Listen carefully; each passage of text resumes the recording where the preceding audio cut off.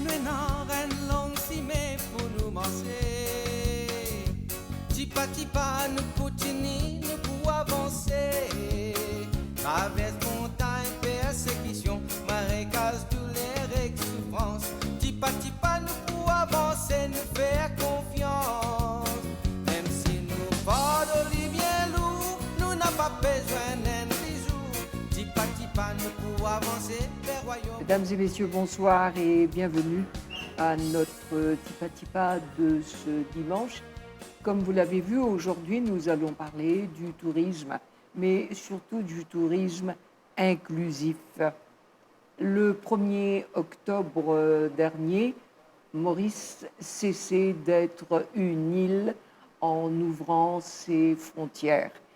Qui dit ouverture des frontières, tout de suite à l'avant-plan, on voyait l'arrivée des touristes et un nouveau souffle à notre économie touristique surtout. Mais dans le monde entier, ceux qui sont responsables, ceux qui vendent des escales de rêve, ils avaient repensé. Et au mot tourisme, on voyait émerger de nouveaux termes. Tourisme inclusif, durable, social, bienveillant. Et aujourd'hui, nous allons parler de tout cela avec nos invités, le père Philippe Goupil, Céline et Christophe Mougin, au plaisir de la vie, et la commission diocésaine du tourisme. Bonsoir et Bonsoir. merci d'avoir accepté de parler aujourd'hui de tourisme, mais surtout de tourisme inclusif. D'abord, père Goupil, peut-être qu'on peut s'étonner comment un prêtre va parler de tourisme. Eh bien, il faut remonter à 1990. C'était la grande lettre pastorale du cardinal Margéo, le tourisme, une chance à ne pas perdre. Parce que bien souvent, quand on parlait du tourisme, on pensait qu'on liait le tourisme au laisser-aller moral, spirituel, et on parlait des religions comme des obstacles au tourisme parce que c'était, disons, une facilité pour les rencontres qui peut-être allaient contre la moralité. Alors, le cardinal Margéo a eu le courage de lancer cette phrase superbe, le tourisme, une chance à ne pas perdre. Et c'est basé sur deux valeurs essentielles pour nous de la Bible, c'est l'hospitalité. Dans la Bible, il est toujours question d'hospitalité. Donc, le tourisme, c'est accueillir l'hospitalité. Et c'est aussi la nécessité du temps libre, de se reposer. D'une manière imagée, dans le livre de la Genèse, on dit que Dieu se reposa le 7e jour après avoir travaillé à construire la création. Alors donc, le repos fait partie intégrante de la vie humaine. Donc, je pense qu'en tant que religieux, d'abord, nous devons favoriser l'hospitalité et aussi essayer de travailler pour que les valeurs de repos puissent atteindre toutes les couches de la population, et spécialement les personnes qui sont peut-être marginalisées quelquefois. Oui. Alors justement, aujourd'hui, nous n'allons pas parler seulement de tourisme. Moi, je profite de cette occasion. On voit de plus en plus les prêtres se mêler à la vie active d'un pays et dont certains pensent encore à cette image où le curé, il est dans son église à dire la messe, à être dans son confessionnal. Comment vous voyez, quelle est votre perception de cette participation active avec le Conseil des religions, par exemple? Bien, dans le Conseil des religions, nous avons remarqué, du reste, nous l'avons déjà dit ici dans cette émission, qu'il ne faudrait pas que les religions se concentrent uniquement sur le culte, c'est-à-dire les pratiques liturgiques, les célébrations, et qu'il fallait rejoindre les personnes le plus profond de leur vie, dans les joies et les souffrances de la vie quotidienne. Alors, être prêtre ou être religieux, c'est être incarné dans la réalité du monde et participer à toutes les activités qui font la vie quotidienne de chacun. Cela ne veut pas dire que nous devons nous engager dans les politiques de parti, mais nous devons certainement nous mêler et donner notre opinion dans la vie économique et dans la vie sociale, et c'est très important. Autrement, nous serons comme des robots dans les églises, dans les temples, dans les mosquées, et nous n'atteignons pas vraiment le cœur des gens et nous ne partageons pas leur vie. Alors, je me tourne vers Céline et Christophe. Vous pratiquez déjà un tourisme inclusif. Alors, Céline, peut-être que vous pouvez définir qu'est-ce que c'est que le tourisme inclusif? Alors pour nous, le tourisme inclusif, de par notre savoir-faire et notre société, c'est inclure les personnes en situation de handicap et les personnes âgées au tourisme lambda. C'est-à-dire, plus rien ne doit arrêter. On peut aller plonger, on peut aller faire de l'apnée, on peut aller voir les dauphins, on peut gravir des montagnes, on peut faire comme tous les touristes qui arrivent à l'île Maurice. Donc on a voulu ouvrir cette résidence à Maurice pour accueillir les personnes en situation de handicap venant de France, essentiellement pour la langue, évidemment, et les personnes âgées aussi. Et on les accueille chez nous pour des séjours de 15 jours. Et pendant ces 15 jours, on leur fait vivre des vacances comme tout le monde. À la maison, dans une résidence chaleureuse, pour montrer qu'on peut, avec une jambe en moins, ou une déficience, ou porteur d'une trisomie, on peut passer des vacances comme tout le monde. Oui, mais vous avez eu une formation pour cela? Je suis éducatrice spécialisée en France. Et j'ai travaillé en France dans plusieurs secteurs, IME, ESAT, et essentiellement aussi dans des agences de tourisme où on a mené des personnes en situation de handicap en vacances. Et c'est à l'issue de ce travail-là, avec mon mari, à chaque fin de séjour, au bout de 8 jours, je revenais à la maison et je lui disais il manque quelque chose. C'est pas ce que je voudrais pour les personnes en situation de handicap.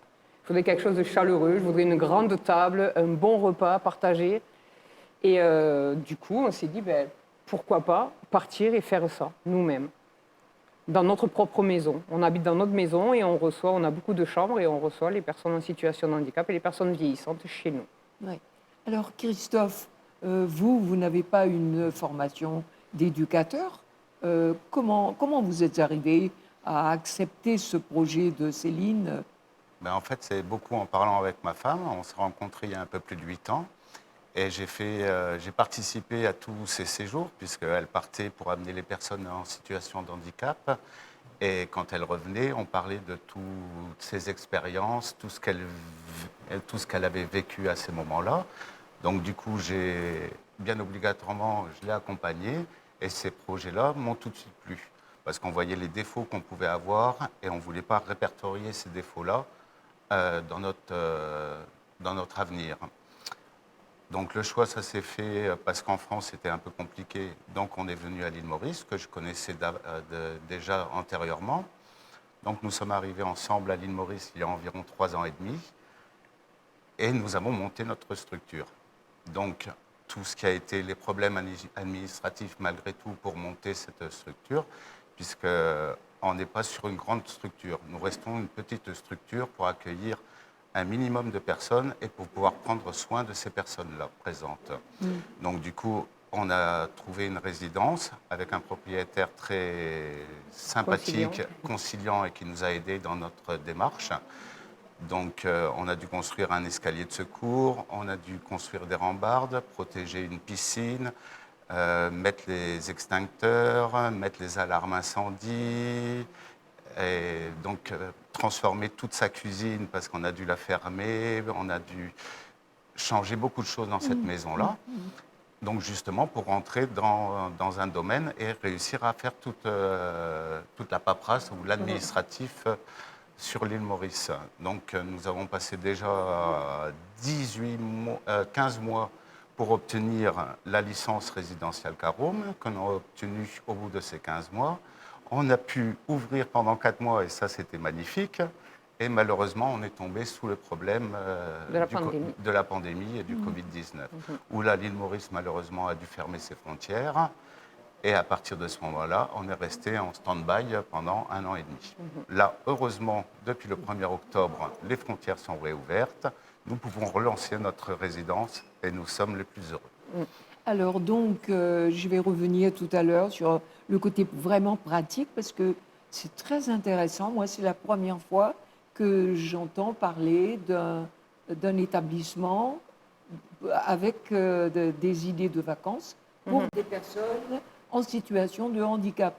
Et donc, Père Goupy, comment au niveau de la commission avec la pandémie, justement, puisqu'on en parle, il y a eu sûrement de nouveaux enjeux, de nouvelles initiatives.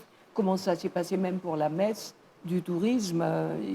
Comme vous savez, nous avions l'habitude de réunir la grande famille du tourisme tous les ans à l'occasion de la Journée mondiale du tourisme. C'est un moment très fort. Nous avons 900 000 personnes, quelquefois plus, de tous les secteurs de l'activité touristique pour une célébration religieuse. Et cette année-ci, nous n'avons pas pu l'avoir pour la première fois depuis 32 ans. Et je salue les efforts de la commission tourisme qui s'est reconvertie, allons dire, dans l'écoute. Nous avons passé beaucoup de temps à écouter les personnes qui étaient en situation allons dire, de précarité, parce que leur travail ne marchait pas. Donc, on a passé beaucoup de temps sur l'écoute. Et aussi, on a trouvé une dimension de gratitude. Comment vivre la gratitude même dans des moments difficiles. Alors, voilà un peu les deux axes que nous avons essayé de développer. L'écoute, essayer d'écouter battre le cœur des gens qui sont en situation de précarité, et les convertir, allons dire, les emmener à rendre grâce, à être plein de gratitude pour tout ce qui restait dans la vie et que l'on pouvait construire et développer. D'où ce magnifique projet, je trouve, de tourisme inclusif, parce que tout le monde a le droit au repos, tout le monde a le droit au loisir. Et là, vous attaquez un secteur nouveau, vous apportez comme une nouvelle dimension à notre environnement touristique. Et puis du coup, après cette pandémie, justement, ça redonne un relan d'espoir parce que ça a accentué tout ça, ça a accentué la précarité, ça a accentué l'isolement chez les personnes handicapées qui vivent en appartement et qui ne pouvaient pas sortir, chez les personnes âgées qui vivent toutes seules aussi, et même celles qui vivent dans des centres, du coup, se sont retrouvées enfermées dans leur chambre, à ne pas pouvoir parler aux autres, à ne pas pouvoir être touchées, à ne pas pouvoir être câlinées. Donc du coup, on espère un grand essor de ce côté-là post-pandémie. Vous ouvrez une nouvelle voie dans l'hospitalité mauricienne. Voilà. Ouais. Mais sur le plan pratique, quand on parle tourisme, surtout à Flic en Flac, il y a des hôtels luxueux et dont il y a ce côté glamour, ce côté business, il faut bien le dire, du tourisme à grande échelle. Comment vous faites pour la main-d'œuvre, par exemple? Travailler dans un hôtel, c'est quand même un statut, et on voit de plus en plus de jeunes se diriger vers les paquebots de croisière. Oui. Hein? Et donc, pour la main-d'œuvre, quand on dit on va travailler au plaisir de la vie, est-ce que ça attire les jeunes de votre endroit, de votre localité? Beaucoup. Enfin, à ce qu'on entend, les gens viennent nous voir, je peux travailler chez vous. C'est gratifiant de travailler avec les personnes âgées et les personnes handicapées. Les gens aiment ça, les gens aiment aider. À l'île Maurice, encore plus, de toute façon. Et les Mauriciens sont déjà dans ce système-là, d'aider les autres. On le voit à Flic en Flac, on l'a vu pendant la pandémie, continuellement. Là, aider les personnes en situation de handicap. Puis en plus, venant d'Europe, donc ils vont voir autre chose. Ils vont voir un handicap différent. Les personnes handicapées ramènent aussi une part de leur pays quand ils viennent. Donc ils font voyager tout comme le touriste qui va à l'hôtel. Donc non, je pense qu'on peut attirer, oui, beaucoup d'animateurs et beaucoup d'éducateurs mauriciens chez nous. Et sur le plan pratique, comment ça se passe? Est-ce que la personne est accompagnée, voyage seule? Elle sera accompagnée. Alors, c'est à sa demande. Il y a des personnes qui peuvent voyager tout seules, prendre l'avion tout seul. Nous, on les réceptionne à l'aéroport. Le séjour que nous vendons, c'est du départ de l'aéroport en France, ou qu'il soit en France, jusqu'au retour à l'aéroport en France. Donc, les compagnies aériennes mettent en place des accompagnements pour les personnes qui le demandent, et les personnes qui peuvent prendre l'avion toutes seules prennent l'avion toutes seules. Et nous les récupérons à Maurice sur 15 jours de vacances, et ensuite nous les ramenons à l'aéroport. Tout en sachant que nous vivons 24 heures sur 24 et 7 jours sur 7 dans la résidence. Donc on accompagne continuellement les personnes qui seront chez nous pendant toute leur période de vacances. C'est nous qui les amenons en excursion, c'est nous qui les faisons aller sur les bateaux, c'est nous qui allons les faire voir pour les marchés, pour tout ce qu'ils peuvent faire et pour toutes les animations que propose l'île Maurice, c'est nous qui les accompagnerons. Donc ils ne seront jamais... C'est vraiment une structure familiale qu'on cherche à faire et donner un bien-être à toutes ces personnes-là qui, pour elles, ce n'est pas toujours si facile. Quand vous parlez de tout ça, il y a quand même une certaine limite à ceux qui vous accueillent. Que vous accueillez, par exemple, en fauteuil roulant, ce n'est pas possible. Pour l'instant, on l'a écrit sur notre site. Pour l'instant, on est dans l'obligation de les refuser par rapport aux infrastructures mauriciennes qui ne sont pas encore adaptées. Il n'y a pas de trottoir partout. On a assisté il y a 3 semaines de ça à la mise à l'eau d'un fauteuil roulant. C'est le président du village de Flic-en-Flac et l'association Global Rainbow Foundation qui ont mis ça en place.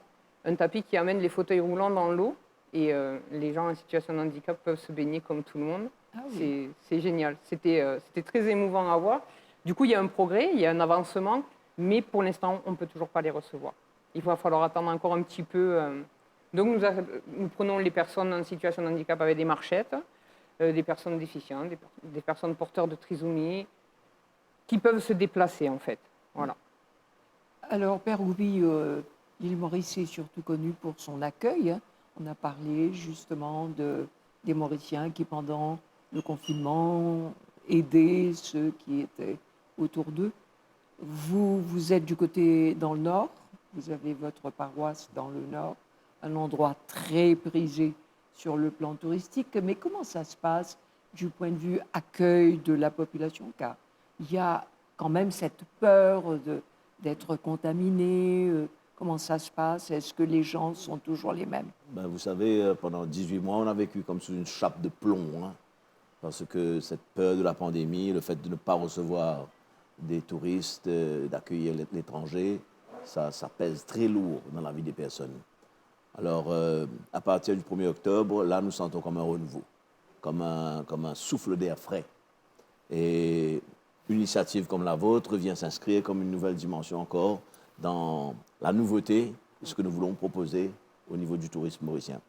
Et vraiment, là, je sens que depuis le 1er octobre, il y a comme un nouveau départ, il y a une reprise de confiance graduelle. Les gens commencent à s'améliorer dans leurs relations, dans leurs rencontres. Et c'est très beau à voir. Et je crois que c'est une petite semence qui deviendra un grand arbre. Alors, nous continuons nos efforts pour l'écoute et pour l'accompagnement en marche vers une célébration que nous aurons l'année prochaine, j'espère. Oui. Alors, comment peut-être combattre la peur? Vous savez, la peur, il faut d'abord, je pense, être réaliste. C'est-à-dire qu'il faut observer les prescriptions sanitaires qui sont demandées par l'État. Je pense qu'il faut être assez strict dessus. Mais d'une certaine manière, la peur ne doit pas écraser l'homme. La peur est un démon à exorciser. Alors, comment nous pouvons le faire? Bien sûr, par toutes les nouvelles manières dont on peut établir des contacts avec les réseaux sociaux, avec les téléphones, pouvoir rester en lien, parce que la rencontre avec l'autre, c'est le meilleur remède pour exorciser la peur. Et donc, vous, sur le plan pratique, avec le protocole sanitaire, ça ne doit pas être facile? Alors, pour le coup, dans le handicap, oui, on est un peu obligé d'être très vigilant. Parce que, déjà, il y a un protocole en France qu'ils apprennent, qui font au quotidien. Et ensuite, ils doivent arriver ici avec un protocole similaire, de toute façon, le port du masque, le sanitizer, tout ça. Mais c'est vrai qu'on doit être beaucoup plus vigilant pour être sûr que tout soit fait. Ensuite, nous, on a une home très spacieuse, des chambres individuelles pour chacun. On n'est jamais deux, à part un couple, mais on n'est jamais deux dans une chambre. Des salles de bain très spacieuses, un espace salle à manger très spacieux. Donc, pour la distanciation sociale, ça, c'est parfait. Je dirais que nous, le seul problème, c'est ce côté chaleureux que nous recherchons et ce côté câlin, ce côté tactile dont ont besoin les personnes en situation de handicap et les personnes âgées. Et c'est là, en fait, où ça va être très compliqué. Pour l'instant, tant que la pandémie est là, tant que le Covid est présent, ça va être très compliqué. Après, on a les vaccins. Nous sommes vaccinés. Les personnes accueillies seront vaccinées. Les personnes mauriciennes qui viendront chez nous, on demandera aussi le pass sanitaire. Donc, nous, on n'a pas peur.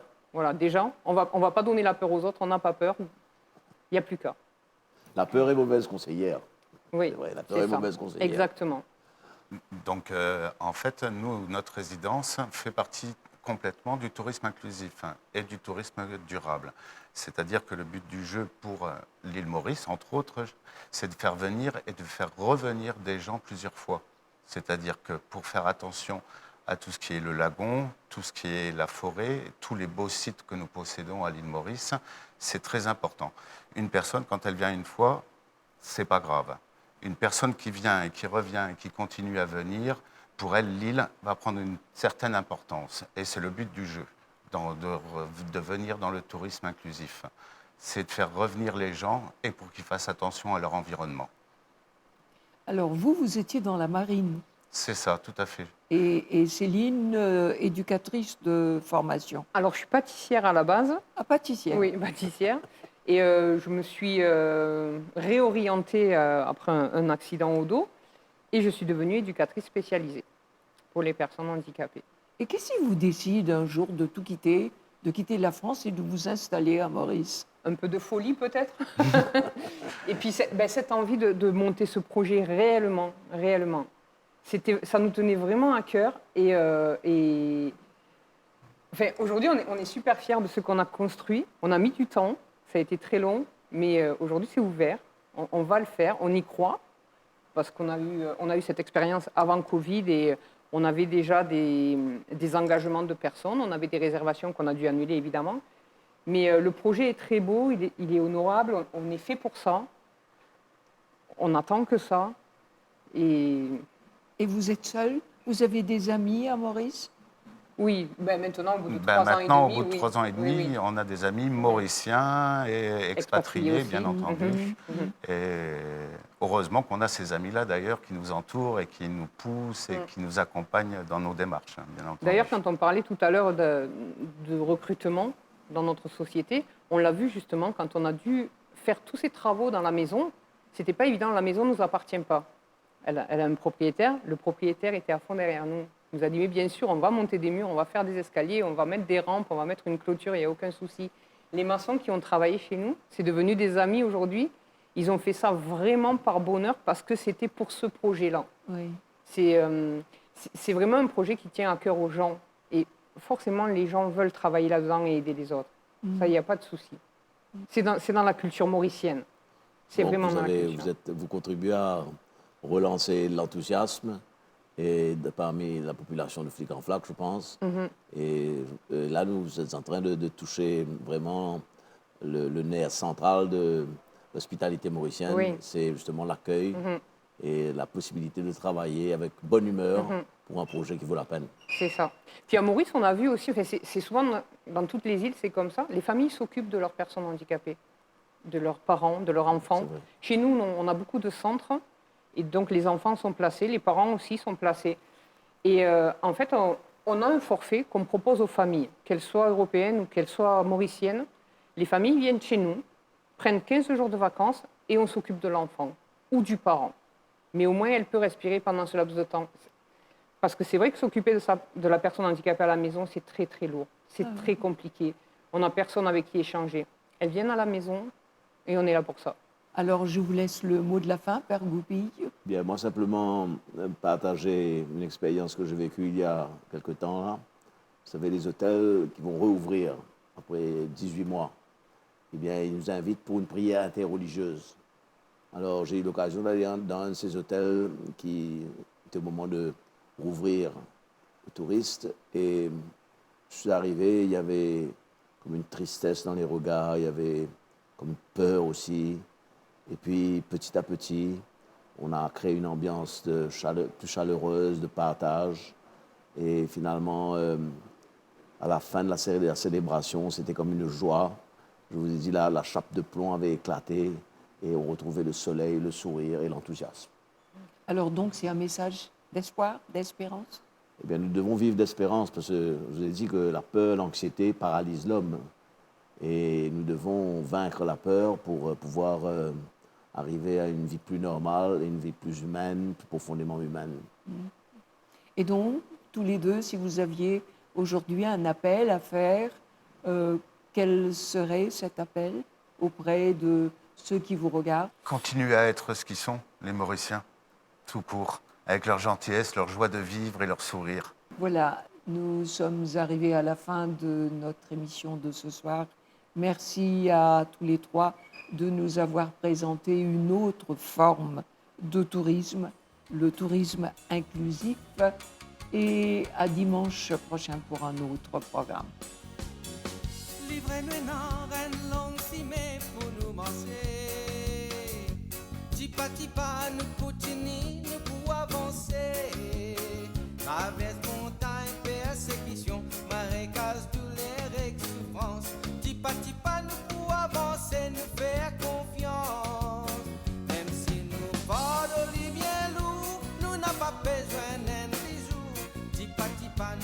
avancer vers royaume bon